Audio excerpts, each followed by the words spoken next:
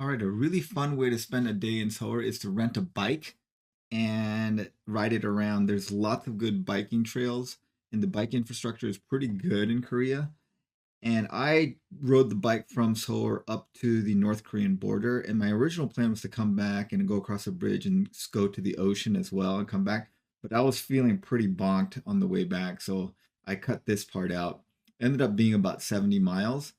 And it was great. It's pretty easy to follow, except there's an area south of Koyang, which I'll show you a video of, but it gets confusing here. So if you follow the bike trail, it leads you up this way, and then you realize you can't go any further. And I had to like go this sketchy way, but you're supposed to actually make a left here, and it leads you back on the trail. And then on the way back, um, I took a little detour and went around this lake, which was pretty cool. And you'll see that the place to rent a bike from is this place called Bike Nara, which is basically a giant dealership. It's near the Mapo subway station. And this is their website. You can just Google it, Bike Nara. And they will rent you a giant Revolt, which this was the Revolt that they gave me. It was a great bike. It comes with a rack. You can rent panniers from them. I just brought my backpack, and they lent me a bungee strap to strap it on there.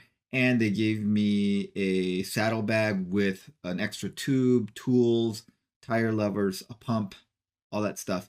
And I guess you could buy some bottles. I just put some bottles in my backpack.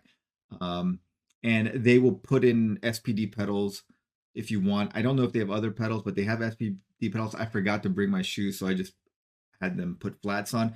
This has knobby tires, but actually was a pretty fast bike, so worked out well. So the first thing you're going to do is head towards the river, the Han River, and you need to find this area that has a ramp or an elevator that goes down to an underpass, and then it lets you access the Han River bike trail. And there's this bike trail runs along the river on both sides throughout Seoul. It thins out as you go in either direction, but I think if you head the other way, it leads to um, a trail that can take you all the way down to Busan, which is on the southeastern part of the country. And so that is a very popular route that takes most people about 4 days to do.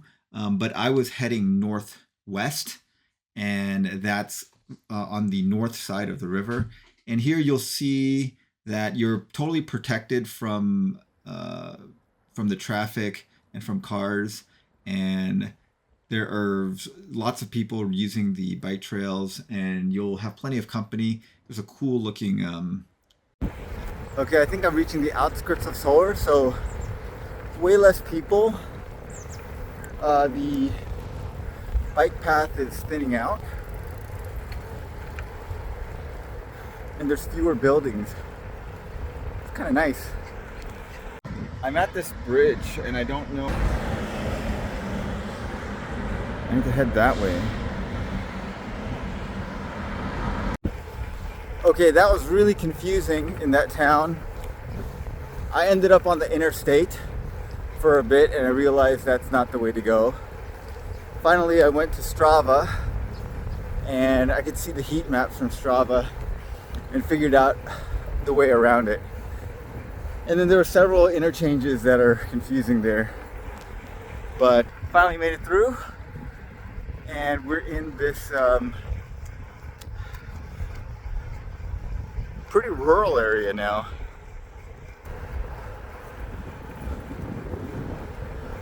Next to the interstate. Well, I guess they don't call them interstates here, but the major highway. I'm on this long stretch next to the highway, and the Strava heat map says that most of the riders seem to be on the other side of the highway, so maybe there's another path I'm supposed to be on. I hope I can cross over at some point. Well, then it led to this area that's kind of a wetland area and had some wildlife viewing places. And it turns out this is called the DMZ Peace Trail. And there's like these cool places where they actually have binoculars set up. it wasn't a good time of year for this, but pretty cool. Made it to Paju, which is, I guess, famous for making books. Really cool looking city. Turns out this was my favorite city on the way here. The architecture is really new. I guess, well, this is actually called Paju Book City. Oh, they have this like forest of wisdom.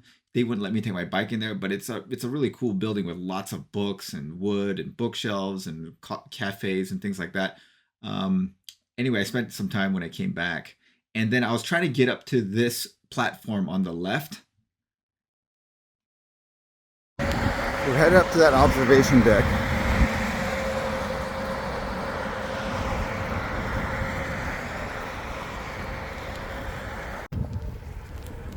We're in this city that's just right across the river from North Korea. And it's really weird because it's so dead. There's hardly anyone here.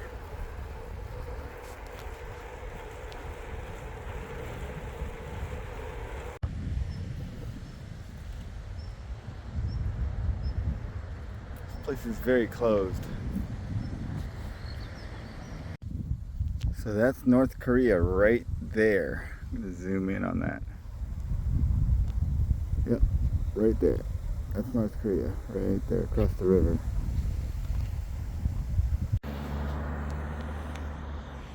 There it is again.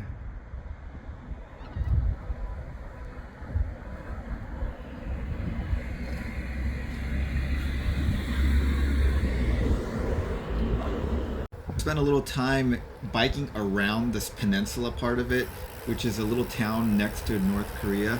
There really was not a lot of activity. It looks like in the summer maybe there's some tourism going on here. There's a lot of cafes and restaurants and things like that. But in the winter time, well, this is kind of towards the end of winter. It was actually perfect cycling weather, but there was just not much going on here, and yeah, it was really just not very many people, not many cars, which made it really pleasant to bike around. But there just was very few people or activity. A few places were open. I wanted to stop for lunch, but I couldn't really stop for lunch because there wasn't much for me to eat. I'm mostly vegetarian, and it's pretty hard to be vegetarian in Korea. But there's a lot of farming here, and you can see they've just recently tilled that land. It's a weird theme park here for some reason. And then on the other side, there was this large cemetery that was quite beautiful, actually. Lots of flowers and well landscaped. It looked really nice. And then over up ahead, I turned to the right and went down this road, and I ended up in a little village, which looks like a tourist area. It was very, very pretty with lots of cool buildings, lots of art and galleries and places to eat. And there were lots of people here actually. And it looks like in the summer, the gardens and stuff would look really nice. But there were a surprising number of people here actually. And the architecture in this town was very modern and very just aesthetic, I guess. And I think it'd be a cool place to visit if you had more time. And so I'm back in Paju Book City, which was my favorite city. Again, looks very modern. There's all these like book publishing houses and binding presses and factories on both sides. All of these cool looking buildings are all just like book binderies and things like that, which I mean, as a bibliophile, I thought was really nice. And then there are some outlet malls here as well, and I happened to come onto an area where they were having like an outdoor festival market things, and I hung out there, had some snacks, and took a little break, and that was really nice as well. Okay, yeah, so here it is. I'm just kind of watching the people go by. Kind of oddly, they were playing American music rather than Korean music, but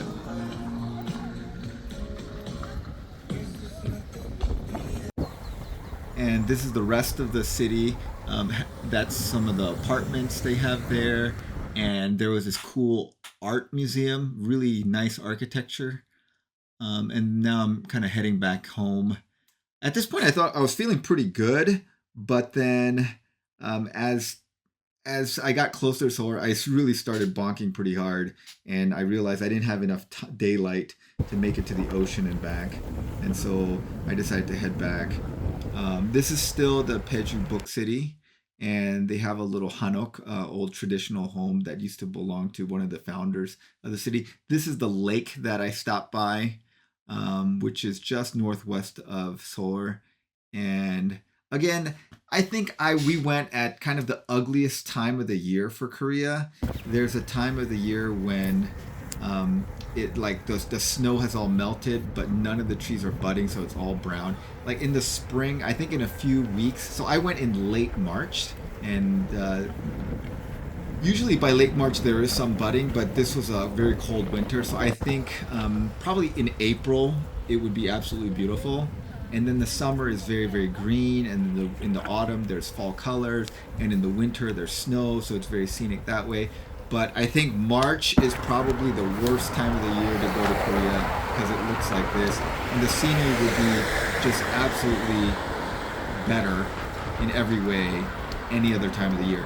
Now, if you go in the summer, though, it might not be the best biking weather. Oh, this is one thing I noticed. They have little gardens everywhere. They're like it's like right by the road, There's and all everyone has these these gardens gardens. right next to the road, and they have like little shade areas to rest.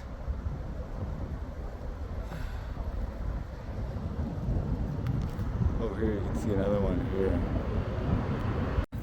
And then there were a lot of these little tunnels that you can go through. Some of the bike trail is basically a road that parallels the highway, and it's shared with cars, but the cars are speed limited to about um 30 miles per hour, so it's not that fast, and you can easily, the cars aren't a problem. There's not that much traffic, and they look out for bikes. This is an area that basically there used to be a lot of army guard stations because they were afraid of invasion from the north, and there are still some military presence along this road, but they've a lot of these guard stations have been turned into like little rest stops and places you can sit and relax. So I'm kind of getting back close to Seoul at this point, and it was a great ride.